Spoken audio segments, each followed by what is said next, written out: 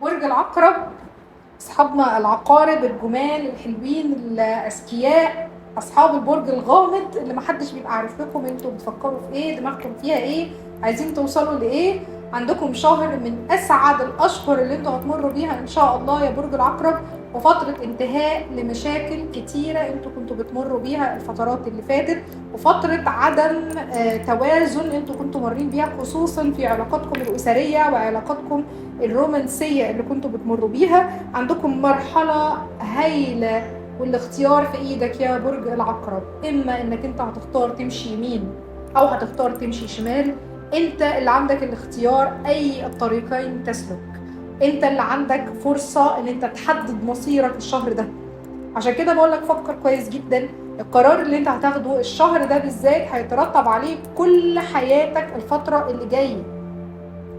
الشمس موجودة في بيتك العاشر، لأنها موجودة في برج الأسد من أول يوم 26/7 لغاية يوم 21/8 موجودة في بيتك العاشر. بعدها هتنتقل إلى بيتك ال11 في تاريخ 22 إن شاء الله. هتكون في برج العذراء، أكثر الأبراج صداقة معاك يا برج العقرب، وأكثر الأبراج توافقا معاك. دول حتى عملوا لكم فيلم هنا في مصر كان اسمه العذراء والعقرب، من كتر ما انتوا الاتنين متوافقين مع بعض.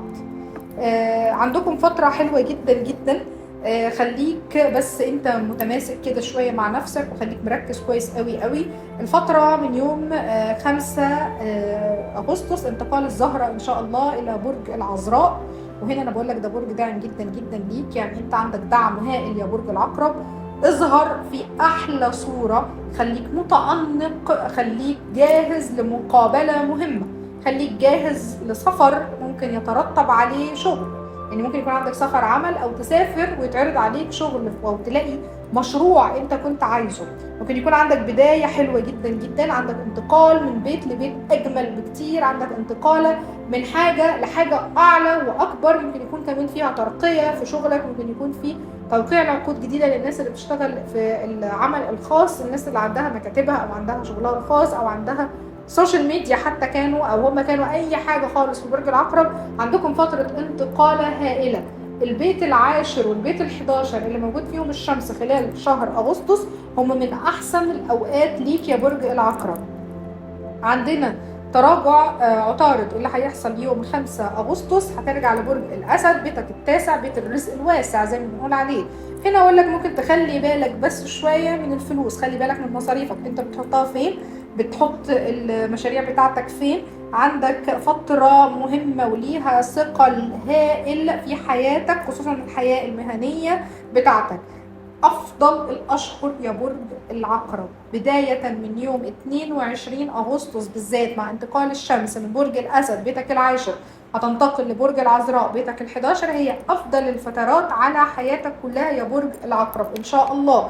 عندك فترة تحقيق أهداف، عندك فترة من الجاذبية والعين متسلطة عليك، انت تحت الميكروسكوب وتحت المجهر يا برج العقرب. خلي بالك جدا جدا من نفسك. انت عندك تسويات الشهر ده في علاقاتك الأسرية وفي علاقاتك عموما، عندك مصالحات ممكن تتم بالنسبة لعلاقاتك العاطفية. الناس طبعا اللي كان عندها قوة في علاقاتها عندكم تشبث بيها، الناس اللي كانت علاقاتها مهزوزة شوية ممكن تنهي العلاقات دي، لأنك انت خلاص مش عايز أي حاجة مهزوزة في حياتك يا برج العقرب، بالعكس انت عايز الدنيا تمشي معاك كويس. انت من الابراج الغير متاثره بتراجعات عطارد، وبرضه هتكلم معاكم في فيديو خاص عن تراجعات عطارد وتاثيرها على كل الكواكب، على ال 12 برج هنتكلم فيهم بالتفصيل، وهنقول ازاي نعدي الفتره دي، لان احنا عندنا تراجع في عطارد من يوم 5 اغسطس لحد يوم 15 اغسطس. هي فتره صعبه، التراجع هيكون فيه في برج الاسد بيتك العاشر.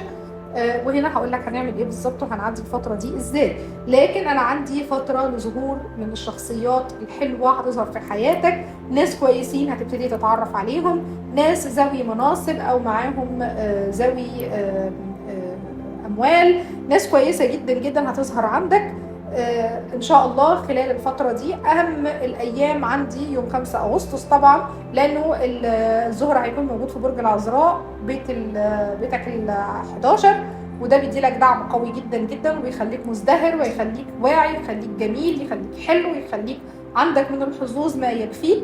عندك فترة كويسة قوي برضو بالانتقال الشمسي يوم 22 أغسطس، هتدي لك دعم قوي جدا. بالنسبة لي أحسن أيامك هتبتدي من يوم 22 أغسطس لغاية 22/9. مش هدخل دلوقتي في سبتمبر، لكن كمان بعد كده الزهرة هتتنقل من برج العذراء، هتروح بتاريخ 29 لبرج الميزان، وده هيدي لك دعم كويس جدا جدا، وهيخليك برضو في قوة حتى لو كانت موجودة في بيتك ال 12. ده برضو هيدي لك دعم يا برج العقرب. برج العقرب بتمنى لك شهر حلو وسعيد زي ما انت تستاهل بالظبط، لانك من الابراج الجميله. ان شاء الله يكون شهر مليء بالسعاده وبالبركه وبالسرور. كان معاكم ساره فوده، خبيره الفلك والتاروت والطاقه.